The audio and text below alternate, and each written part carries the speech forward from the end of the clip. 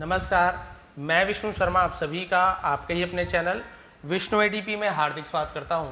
आज एक short story लेकिन बहुत ही यूनिक, बहुत ही अलग हटके स्टोरी आपको जरूर पसंद आएगी। स्टोरी का टाइटल है द वरी मैन। ठीक है, इसे हम मैन कहेंगे, मैन नहीं कहेंगे। उच्चारण दोनों का प्रोनाउंसिएशन में अंतर है। ये आपका मैन है, जैसे हम बोलते हैं मैन, और एक होता है। पूरा डिटेल में समझाऊँ क्योंकि स्टोरी आज शॉर्ट है तो मेरे पास थोड़ा सा समय ज़्यादा मिलेगा मुझे समझाने के लिए डिटेल में। ठीक है, तो मैन यानी एक से ज़्यादा आदमी होते हैं तो मैन, और केवल MAN मैन यानी एक व्यक्ति, एक यानी सिंगुलर हो गया, मैन एक से ज़्यादा हो गया, दो आदमी हो गए, तीन हो गए, तो हम वहाँ पे मैन कहेंगे। द वरी मैन, वरी यानी होता है चिंतित, चिंता करने वाले, फिक्रमंद, ऐसे। तो चिंता करने वाले आदमी या फिर चिंतित आदमी या चिंतित व्यक्ति, ऐसे हम बोल सकते हैं। चलिए देखते हैं भाई कौन है ये चिंता करने वाले आदमी। There were two funny men living together for a long time। फिर देखिए देयर का यूज़ किया गया है स्टार्टिंग में, और हेल्पिंग वर्ब वर का यूज़ किया गया है ना। इसे वेयर नहीं पढ़ेंगे, वॉज वेयर ऐसे पढ़ते हैं, वर होता है। तो यदि देयर के साथ किसी हेल्पिंग वर्ब का यूज़ आपको मिल रहा है तो इसे हम इंट्रोडक्टिव वर्ड कहते हैं। यहाँ पे उसका मतलब वहाँ ऐसे नहीं लिया जाएगा। देयर है वहाँ होता है, लेकिन यदि स्टार्टिंग में लिख रहे हैं और साथ में कोई भी हेल्पिंग वर्ब है ना, इज है, आर है, वॉज है, वर है, तब आप समझ जाइए कि ये आपका इंट्रोडक्टिव वर्ड है। इसका कोई मीनिंग नहीं निकालेंगे। जहाँ पे सब्जेक्ट नहीं होता वहाँ पे हम देयर या इट का यूज़ करते हैं, तो यहाँ पे देयर का यूज़ कर रहे हैं। तो देयर यानी वहाँ ऐसे नहीं बोलेंगे। ठीक है, वर यानी थे, टू फनी मैन यानी दो मजाकिया आदमी थे। क्या थे? लिविंग रहते थे, टुगेदर एक साथ, for a long time, long time समय बता रहे हैं तो यहाँ पे फॉर का यूज करें। फॉर यानी के लिए भी होता है, फॉर यू तुम्हारे लिए, फॉर मी मेरे लिए, फॉर माई फादर मेरे पिताजी के लिए। लेकिन यहाँ पे फॉर अ लॉन्ग टाइम लंबे समय के लिए ऐसे नहीं होगा। यहाँ पे फॉर का यूज क्यों किया गया? अ लॉन्ग टाइम, कितना लंबे समय से हमें पता नहीं है, तो हम घंटे के बारे में बताते, इतना घंटा, उतना घंटा, इतने मिनट, तो हम वहाँ पे फॉर का यूज करते हैं। यहीं पे टाइम बताने के लिए सिंस का भी यूज किया था, जब जनवरी फरवरी है ना, संडे मंडे ये सब आता है आपका, है ना, 1925, 1923, 2024 ऐसे सन वगैरह भी दिया गया तो भी सिंस का यूज करते हैं। तो ये फॉर क्या है? के लिए वाला फॉर नहीं है, ये आपके लॉन्ग टाइम लिखा गया है, समय बताने के लिए फॉर या सिंस का यूज होता है, वो वाला फॉर है। क्लियर हो गया? तो यहाँ पे फुल स्टॉप लग गया है, तो अब इसे पूरा आपको एक बार ट्रांसलेट करके अच्छे से बता देता हूं कि दो मजाकिया आदमी एक साथ काफी लंबे समय से रह रहे थे, है ना, रह रहे थे, ING के साथ वर, रह रहे थे एक साथ। Both of them were very close pals, है ना। तो यहां पे आप देखेंगे बोथ ऑफ देम यानी वे दोनों, वर यानी थे, वेरी क्लोज यानी बहुत ही घनिष्ठ, पैल्स, पाल्स, पैल्स, यहाँ पे पैल्स उच्चारण सही रहेगा। पैल्स का मतलब होता है, हम जो बोलते हैं ना दोस्त मित्र, उसे भी पैल्स कहा जाता है। जैसे मित्र होते हैं हम बोलते फ्रेंड बोल देते हैं, वैसी पैल्स यानी साझेदार, दोस्त, मित्र, बहुत सारा मतलब। ये भी लिख लीजिए, नया वर्ड है। पैल्स यानी होता है दोस्त। क्लोज पैल्स मतलब क्या होगा? क्लोज यानी बंद करना भी होता है, बंद दोस्त तो होगा नहीं, तो इसका मतलब होगा वे दोनों बहुत करीबी दोस्त थे, वे दोनों बहुत करीबी दोस्त थे। Very stupid and yet they lived happily. Very stupid यानी बहुत ज्यादा, स्टूपिड का मतलब क्या होता है? हम जैसे बोलते हैं ना मूर्ख, बहुत ही मूर्ख, एंड येट, येट यानी फिर भी, लेकिन और फिर भी, दे लिव्ड वे रहते थे, वे जीते थे, इस प्रकार से लिव्ड का यूज करते हैं। यहाँ पे रहते थे होगा, वे रहते थे हैप्पीली, हैप्पीली का मतलब है खुशी से। तो बहुत करीबी दोस्त थे, तो बहुत मूर्ख थे और फिर भी क्या करते थे? खुशी से रहते थे। बहुत मूर्ख लेकिन खुशी से रहते थे।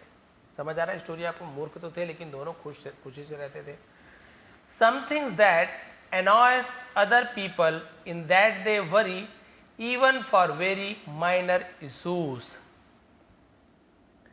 Something that यानी कुछ, that annoys other people, that यानी जो, annoys, annoys क्या है? annoy यानी होता है नाराज कर देना, किसी को परेशान करना, उसे हम annoy कहते हैं। कुछ जो गुस्सा करती है, एस या ईएस लग गया, प्रेजेंट सिंपल टेंस में ता है, ती है, ऐसे होता है। ठीक है, कुछ जो गुस्सा करती है, अदर पीपल दूसरे लोगों को, is that they worry even for very minor issues, वह यह है कि वो बहुत छोटी छोटी समस्याओं के लिए भी चिंता करते हैं।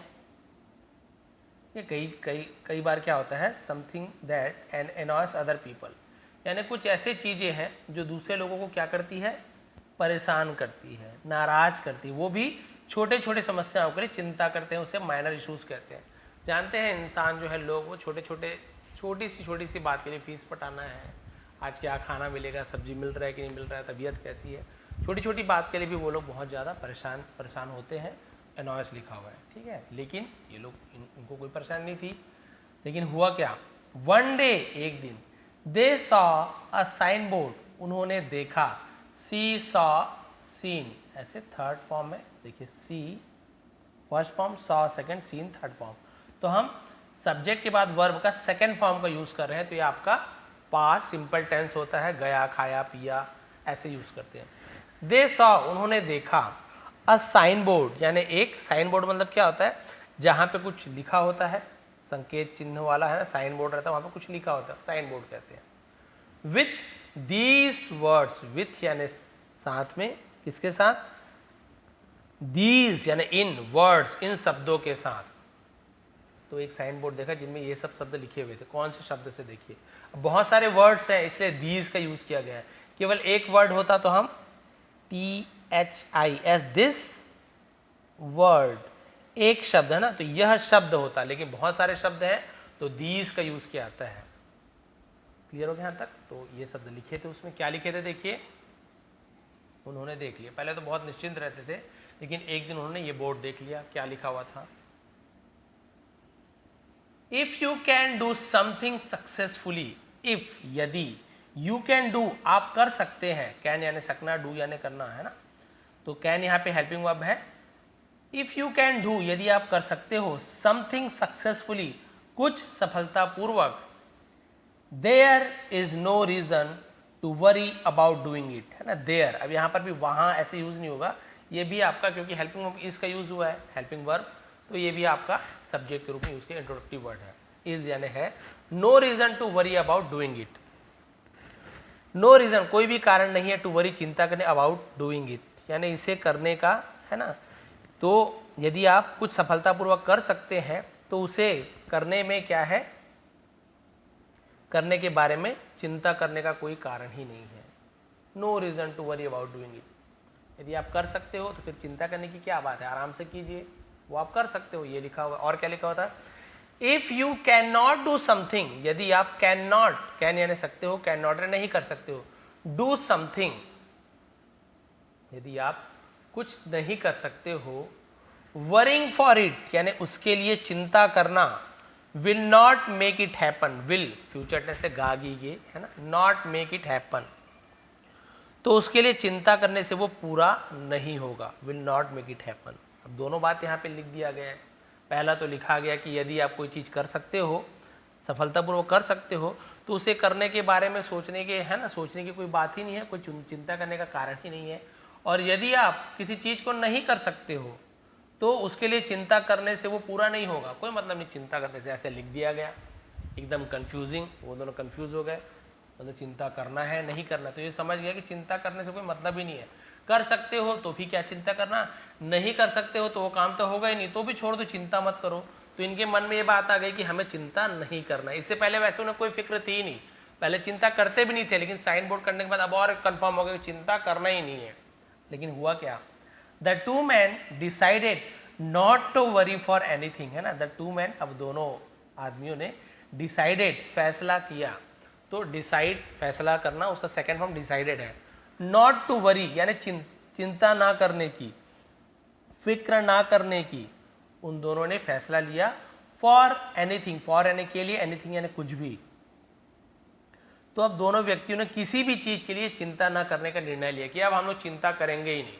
पहले तो करते ही नहीं थे, खुश थे, लेकिन ये साइन बोर्ड पढ़ने के बाद मन में आ गया कि चिंता नहीं करना चाहिए। उससे पहले वो चिंता के बारे में सोचते नहीं थे। अब क्या हुआ देखिए, हाउएवर, हाउएवर मतलब हालांकि, उसे हाउएवर कहते हैं। They still did worry that who would then take care of their problems.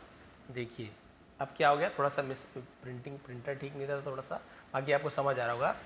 They still did worry, they still यानी फिर भी अभी भी उन्होंने क्या किया, उन्हें चिंता थी दैट कि हु वुड यानी कौन, वुड विल की जगह वुड का यूज किया गया क्योंकि पास्ट का सेंटेंस फ्यूचर की बात हो रही है। देन यानी तब, टेक केयर यानी ध्यान देगा, ऑफ यानी का, देयर यानी उनके, प्रॉब्लम्स यानी समस्याओं का। हालांकि उन्हें अब भी ये चिंता थी कि फिर उनकी समस्याओं का ध्यान कौन रखेगा, भाई हमें चिंता नहीं करना है, लेकिन हमारे यहाँ भी तो कुछ प्रॉब्लम होगी तो उनका चिंता कौन करेगा, हमें तो चिंता नहीं करना है, लेकिन हमें कोई प्रॉब्लम आती है, सॉरी हमें कोई प्रॉब्लम आती है तो हमारी चिंता कौन करेगा। इनके मन में चिंता आ गई, देखिए आ ही गई चिंता। They decided to appoint a person who could worry for their problems. तो दे डिसाइडेड, उन्होंने फैसला किया, निर्णय लिया, टू अपॉइंट नियुक्त करने का, काम पे रखने को अपॉइंट करना बोलते हैं। अ पर्सन एक व्यक्ति को काम पे रखने का फैसला लिया। हु यानी जो, हु यानी कौन भी होता है, जो भी होता है, जो कुड यानी सके, वरी जो चिंता कर सके, कैन यानी सकता हो, कुड यानी सकता था या सके, फॉर यानी के लिए, देयर प्रॉब्लम्स उनकी समस्याओं के लिए। ठीक है, उन्होंने एक ऐसे व्यक्ति को नियुक्त करने का निर्णय लिया जो उनकी समस्याओं का चिंता कर सके कि लो भैया पैसा ले लो और हम लोग का जो भी टेंशन होगा आप उसके लिए चिंता करना, हम लोग चिंता नहीं करेंगे, हमको चिंता नहीं करना है। अब इसके मन में ये चिंता हो गया कि चिंता नहीं करना है। आफ्टर फ्यू डेज यानी कुछ दिनों के बाद, दे फाउंड, एफ है ना, दे फाउंड अ मैन, उन्हें मिला या उन्होंने पाया, अ मैन एक आदमी, देखिए एक है तो मैन का यूज कर गया, वहां पे दो था तो मैन।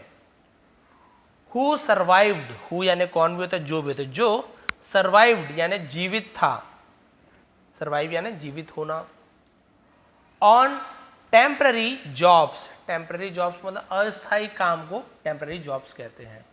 अस्थायी नौकरी पे वो जीवित था, सर्वाइव कर रहा था, जी रहा था, यानी उसका जॉब कोई फिक्स नहीं था, कभी ये काम करता था कभी कुछ काम करता था, तो कोई फिक्स नहीं था पैसा वगैरह।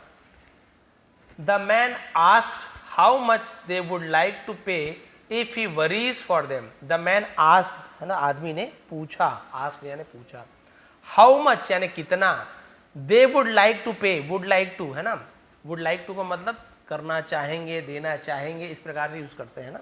Would you like to drink, क्या आप पीना चाहेंगे, would you like to eat, क्या आप खाना चाहेंगे, वुड यू लाइक टू पे, क्या आप देना चाहेंगे, पे यानी भुगतान करना, ऐसे यूज किया जाता है। तो उसने पूछा कि आप कितना भुगतान करना चाहेंगे, कितना पैसा देना चाहेंगे, इफ यदि, ही वरीज चिंता करता है, फॉर देम उनके लिए। वरीज क्यों लिखा गया है, वरी में वाई हट के है ना, वरी, देखिए वरी कैसे लिखते हैं, डबल आर है ना, और वाई, ये वरी होता है चिंता करना, इसी में वाई हट के आई ई एस लगता है वरीज, लेकिन भाई ये तो वर्ब है, वरी यानी चिंता करना, इसमें आई ई एस प्लूरल क्यों बनाया इसको, आप सभी जानते हैं ये प्रेजेंट सिंपल टेंस है जहाँ पे एस या ई एस का यूज होता है यदि ही सी इट है ना, या सिंगुलर कोई थर्ड पर्सन होता है, किसी का नेम है, एस से ई एस लगता है, जैसे he worries, he pledges, he eats, he runs, तो ही स्लीप्स, तो एस से ई एस जुड़ता है, ये ध्यान देंगे। तो ता है, ती है, ऐसे इसका उच्चारण होता है, तो मतलब उसका अनुवाद होता है। ही वरीज फॉर देम, अगर वह उनकी चिंता करता है तो उसे कितना भुगतान करोगे आप लोग, मुझे कितना भुगतान करोगे, इसलिए वरीज लिखा, ता है ती है। बोले यदि मैं चिंता करता हूँ तो आप लोग कितना मुझे भुगतान करोगे। ज़्यादा बड़ा नहीं है, छोटा है, इसलिए डिटेल में समझा रहा हूँ।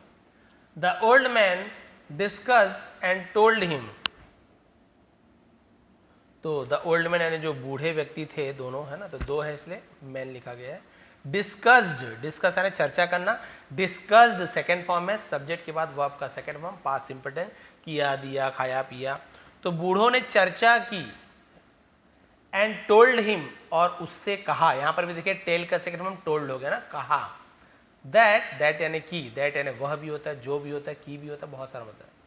उन्होंने चर्चा की और कहा कि दे डिसाइडेड टू पे, दे यानी उन्होंने, डिसाइडेड फैसला लिया है ना, फैसला किया, टू पे यानी चुकाने का, देने का, 20 बक्स यानी 20 रुपए मान के चलिए, 20 बक्स फॉर अ वीक, एक सप्ताह के लिए, यहां पर भी के लिए नहीं है, फॉर यानी वही समय बता रहा है। अब ये फॉर यानी के लिए, हिज जॉब। तो उन्होंने कहा कि भाई उस नौकरी के लिए है ना, एक सप्ताह के लिए उसे 20 रुपए देने का फैसला किया कि आपको इस नौकरी का एक सप्ताह में हम 20 रुपए देंगे। अब पहले का स्टोरी है तो 20 रुपए बहुत ज़्यादा होता होगा, 20 रुपए देंगे आपको यदि हमारे लिए चिंता करते हो तो, एक हफ्ते में। अब 20 रुपये कम ही है। द यंग मैन सेड, उस नौजवान ने, नवयुवक ने कहा, मैन आदमी ने कहा, से का सेकंड फॉर्म सेड है ना। इट वॉन्ट वर्क, वॉन्ट क्या है, विल नॉट, उसी का शॉर्ट फॉर्म वॉन्ट होता है। इट वॉन्ट वर्क यानी ये काम नहीं करेगा, ऐसे हो जाएगा, ठीक है, ये काम नहीं करेगा, नहीं इतने में नहीं चलेगा भैया, 20 रुपये नहीं चलेगा। ही कंटिन्यूड, उसने आगे कहा, उसे कंटिन्यू बोलते, जारी रखा, आगे कहा, इतना बोला और फिर आगे बोला। You pay too little to worry about something for you, you pay यानी आप क्या कर रहे हो, आप देते हो, टू लिटिल बहुत कम, टू यानी भी होता है, टू यानी बहुत, टू मच बहुत ज़्यादा, लव यू टू, मैं भी आपसे, तो ये भी होता है, और बहुत के लिए भी टू का यूज़, यहाँ पे बहुत का यूज़ करेगा। बहुत थोड़ा, आप बहुत थोड़ा क्या करते हो, देते हो। टू वरी चिंता करने के लिए, अबाउट के बारे में, समथिंग यानी कुछ, फॉर यू आपके लिए। इसने बोला आप अपने बारे में चिंता करने के लिए बहुत कम भुगतान करते हैं, बहुत कम देते हैं आप।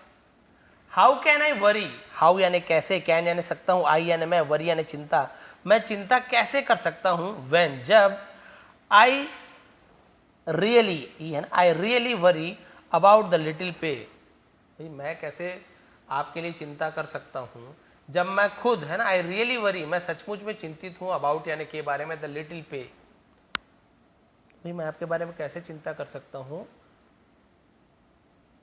इस वरी अबाउट द लिटिल पे, how can I worry when I really worry. हाँ ये बोल रहा है कि मैं आपके लिए कैसे चिंता कर, मैं जब खुद चिंतित हूँ थोड़े से पैसे के लिए, मुझे खुद चिंता हो रहा है, तो मैं आपका चिंता कहाँ से करूँ, पहले अपनी चिंता करूँगा।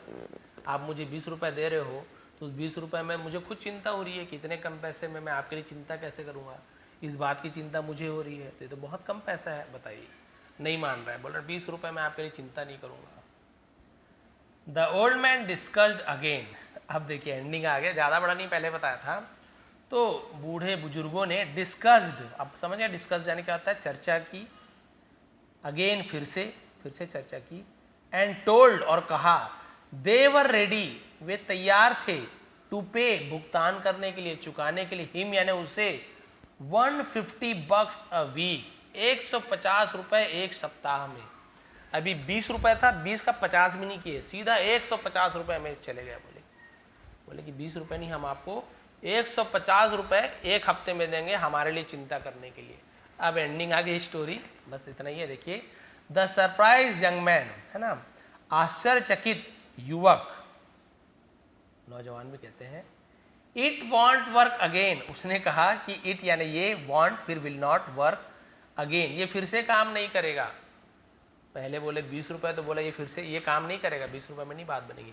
इन्होंने सीधा 150 रुपए बोल दी, फिर भी ये क्या बोल रहा है, ये फिर से काम नहीं करेगा 150 रुपए में। लेकिन इसका रीज़न देखिए, आप रीज़न सुनेंगे तो आपको हंसी भी आएगी। उन्हें लगा होगा फिर कम बोल रहा हूँ तो 200 कर देंगे, नहीं, इसने कहा ये काम नहीं आएगी। यू पे a huge amount, you pay यानी आप चुकाते हैं, अ ह्यूज अमाउंट, इसे ह्यूज पढ़ेंगे ना, है ना, यू के बाद ए ई आई ओ यू जो भी है ना आपको वॉवेल्स होते हैं, उसके बाद यदि एक आपको व्यंजन मिल रहा है, उसके बाद फिर एक स्वर मिल रहा है, तो यू है तो यू पढ़ते हैं, ई है तो ई पढ़ते हैं। ये रूल है, वैसे जरूरी नहीं कि सब में काम आए, लेकिन बहुत सारी जगह ये रूल काम करता है। कॉन्सोनेंट होता है, वॉल रहता है, ठीक है, इसे छोड़िए, ह्यूज पढ़ते जानिए। यू पे अ ह्यूज अमाउंट, आप एक बहुत बड़ी रकम चुकाते हैं, वाइल जबकि, I earn a good sum of money, sorry, I earn a good sum of money, आप बहुत बड़ी रकम चुकाते हैं जबकि मैं अच्छा पैसे कमाता हूं। Why should I worry, why यानी क्यों, शुड यानी चाहिए, आई वरी यानी मुझे चिंता क्यों करनी चाहिए। अब ये आदमी बोल रहा है कि यदि आप मुझे ज़्यादा पैसा दे रहे 150 रुपये, तो मुझे अब चिंता करने की कोई बात ही नहीं है लग रही है, क्योंकि आप मुझे 150 रुपये दे रहे हो, फिर मैं किस बात की चिंता करूं, मुझे तो चिंता ही नहीं होगी, तो यहाँ पर भी मैं चिंता नहीं कर सकता। द ओल्ड मैन, वो जो बूढ़े व्यक्ति थे, स्टार्टेड शुरू किया, टू वरी नाउ, अब उन्हें चिंता होने लगी, अब उन्होंने चिंता करना शुरू कर दिया। देखिए लास्ट में फिर से उन्होंने आखिर चिंता करना शुरू कर दिया। पहले बहुत अच्छे थे, एक्चुअल में चिंता के बारे में सोचते ही नहीं थे। जब उन्होंने साइन बोर्ड पढ़ा तो उन्हें लगा कि अरे यहाँ पे लिखा गया है कि आप यदि कोई चीज़ कर सकते हो तो उसके बारे में क्या चिंता करना, आप कर लोगे। यदि आप कोई चीज़ नहीं कर सकते हो तो वो काम होगा ही नहीं आपसे, तो भी चिंता करने की क्या जरूरत है, आपसे होगा नहीं, आपको पता है तो क्यों चिंता करना। इसलिए आपको चिंता किसी चीज़ का नहीं करना चाहिए, नहीं करनी चाहिए। अब इनके मन में बैठ गया कि अरे चिंता नहीं करनी चाहिए, लेकिन हमें चिंता नहीं करना है तो हमारी प्रॉब्लम जब आएगी तो उसके बारे में चिंता कौन करेगा, हमें तो चिंता नहीं करना है। तो उन्होंने चिंता करने के लिए, वरी करने के लिए बहुत सारे लोगों को ढूंढा। फिर एक आदमी मिला तो उससे बोले कि भाई आप हमारे लिए चिंता कर दिया करें। बोले ठीक है, आप कितना पैसा दोगे आपके लिए चिंता करने के लिए। बोले 20 रुपये देंगे। बोले नहीं नहीं, इतने में कुछ नहीं होगा, 20 रुपये में भाई मैं खुद अपना चिंता करूँगा, मेरे को इतना कम पैसा मिल रहा है, मुझे इतना कम पैसा मिल रहा है, तो मैं आप लोगों के लिए क्या चिंता करूँगा, मैं तो अपने लिए चिंता कर पाऊँगा। फिर बोले ठीक है 150 रुपये, सीधा 20 का 150 रुपये में चढ़ गए। अब ये बोला कि नहीं, इससे भी काम नहीं बनेगा। बोले क्यों। बोले इतना सारा जब आप मुझे पैसा दोगे तो मुझे किसी बात की चिंता ही नहीं रहेगी। इतना कम पैसा कमाने वाला जब इतना ज़्यादा पैसा दोगे तो मैं किस चीज़ की चिंता करूं, मुझे तो चिंता ही नहीं होगी, तो फिर मैं ये काम नहीं कर पाऊंगा, मैं चिंता ही नहीं कर पाऊंगा इतना पैसा आप दोगे तो फिर बूढ़े आदमी फिर से उन्होंने चिंता करना शुरू कर दी। उन्हें फिर से चिंता हो गई कि आखिर क्या किया जाए। तो ये है एंडिंग। आखिर उन्होंने अब चिंता करना शुरू ही कर दिया। जो पहले थे ना, बेवकूफ़ थे, अनजान थे, वही सही था, कोई टेंशन नहीं था। आप देखेंगे छोटे छोटे बच्चे, अब खैर छोटे बच्चे ने, बहुत छोटे बच्चे के बारे में बात करूँगा, बाकी आजकल तो हमारा जो समय था वो अलग था। जैसे हम पहली, दूसरी, तीसरी, चौथी, पाँचवीं पढ़ते थे तो फिर भी उतनी चिंता नहीं होती थी जितनी आजकल जो स्कूल है ना, ज़्यादातर प्राइवेट स्कूल में देखेंगे बहुत सारे होमवर्क दे देते हैं। समर वेकेशन, गर्मी छुट्टी मनाने जा रहे हो, उसमें भी आपको इतने सारे होमवर्क दे देंगे कि रोज़ आपको पढ़ना ही है। भले उसका रीज़न ये रहता है कि आप भूल ना जाए, लेकिन जो भी है पूरा समय बच्चों को चिंता ही रहती है, माता पिता को चिंता रहती है कि होमवर्क कराना है इनको और बाकी चीज़ों को पूरा कराना है, और इसके अलावा होमवर्क करके जाना है, ट्यूशन अलग, उसका चिंता अलग, तो चिंता ही चिंता रहता है। ये छोटे बच्चे रहते हैं तो उन्हें कोई प्रॉब्लम ही नहीं, वो सोचते ही नहीं किसी चीज़ के बारे में, ये होगा तो क्या होगा, नहीं होगा तो क्या, चिंता रहती नहीं है। तो वैसे ये लोग थे, निश्चिंत थे, कोई टेंशन था ही नहीं। लेकिन जैसे ही साइन बोर्ड को देख लिया उन्हें चिंता होने लगी कि हमें चिंता नहीं करना है। उसके बाद ये सब चीज़ हुआ और लास्ट में आखिर वो लोग फिर से चिंता करने लगे कि अब हमारा क्या होगा, हमारे लिए चिंता कौन करेंगे। अच्छे खासे थे, साइन बोर्ड पढ़ के चिंतित हो गए। तो भाई ये थी इंटरेस्टिंग स्टोरी, बहुत ही अलग अलग टाइप की थी। यदि आपको पसंद आई हो, समझाने का तरीका पसंद आया, बहुत सारी है ना चीज़ें मैंने आपको नया नया भी बताया है, बहुत से लोगों को पता होगा, जो नए हैं उनके लिए तो ये नए ही है। यदि आपको पसंद आया तो प्लीज़ लाइक करेंगे, शेयर करेंगे। PDF टेलीग्राम में मिल जाएगा इसका भी, बाकी सभी का, ताकि आप लोग फिर से एक बार रीड करके ट्रांसलेशन करके देख सके कि आप कर पा रहे हैं कि नहीं। चैनल पे नए हैं तो प्लीज़ सब्सक्राइब कर लेंगे। आप सभी का बहुत बहुत धन्यवाद। आपका दिन शुभ रहे।